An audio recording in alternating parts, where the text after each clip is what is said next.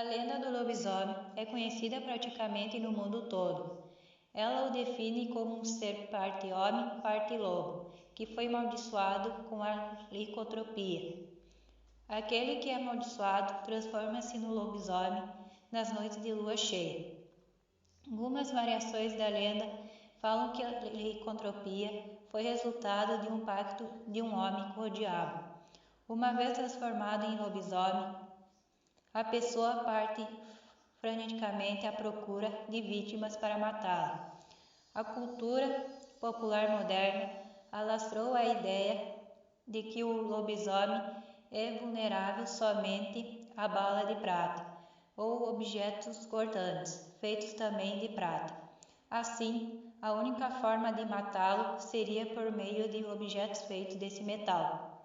A cultura popular moderna também espalhou que a maldição do lobisomem pode ser transmitida hereditariamente, isto é, de pai para filho, e que aqueles que são mordidos por ele e sobrevivem transformam-se também em lobisomem, poucos tempos depois.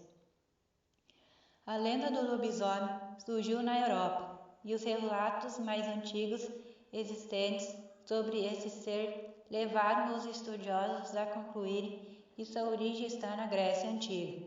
Existem diferentes versões na tradição grega. Um dos relatos fala de um rei chamado Licaon, que reinou em uma região chamada Arcádia e foi punido por Zeus após tentar matá-lo. Isso aconteceu porque Licaon era conhecido por realizar o sacrifício de humanos viajantes que visitavam seus domínios.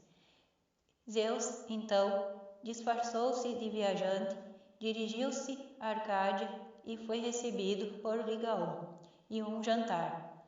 O rei da Arcádia ofereceu carne humana para Zeus, que, enfurecido, puniu-o transformando-o em lobo para sempre. A origem grega do lobisomem, inclusive, deu nome à lenda, pois esse ser também é conhecido como licântropo, tendo licos o significado lobo e antropos de homem em tradução livre. Por fim, existem alguns estudos que apontam que o lobo era um animal que recebia culto na antiguidade, e esse culto e a lenda acabou sendo transmitido para Roma. Em Roma, além de ter existido um culto ao lobo por meio de uma festa chamada Lupercalia, a festa dos lobos, existia também a história de um homem que se transformava em lobo, e lá esse era chamado de Versipélio. Como os romanos conquistaram uma quantidade vasta de territórios, a crença no homem que se transforma em lobo espalhou-se principalmente pela Europa. A expansão da lenda fez com que ela tomasse novas características. Em cada local acabou ficando conhecida por nomes diferentes. Em locais cristianizados, esse ser tornou-se um pecador amaldiçoado, que tinha na maldição do lobisomem uma espécie de penitência, até ser perdoado dos seus pecados. Se na Grécia ficou conhecido como licântropo, em Roma como Versipélio, em outros locais da Europa recebeu os seguintes nomes: Loup-garou na França, até mesmo na África e na Ásia.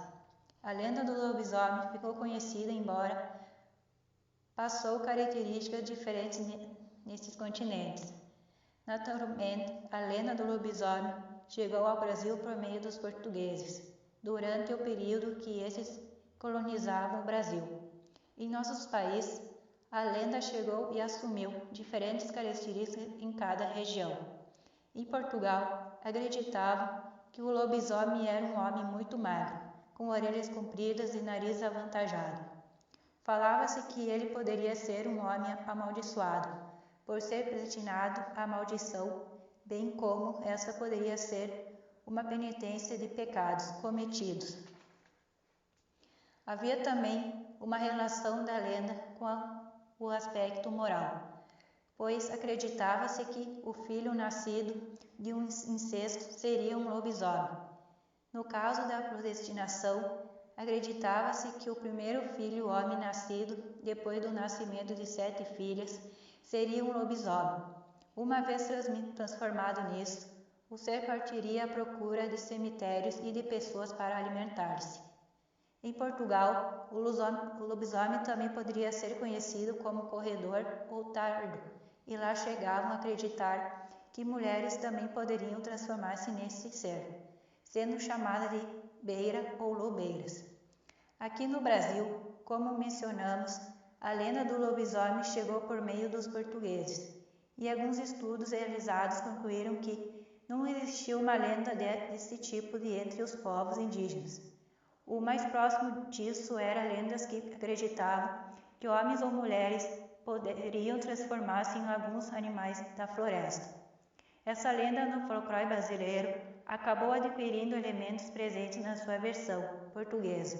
Assim, era comum acreditar que o lobisomem era um homem nascido, que a mãe tivesse 7 filhas, embora versões da lenda falam que se nascesse 7 filhos homens, o 8º filho também seria um lobisomem. No norte do Brasil, o lobisomem era o homem que tinha a saúde debilitada, e aquele que fosse anêmico acabaria transformando. Uma vez transformado, alimenta-se de sangue de outros humanos para compensar a pobre dieta com um deles. A transformação acontecia nas noites de quinta-feira para sexta-feira. No sul, por sua vez, o fato que transformava o homem em lobisomem era o incesto. No Brasil, não houve registro na folclore da crença na transformação de mulheres em lobisomem. Em nosso folclore, somente os homens tornam-se lobisomens.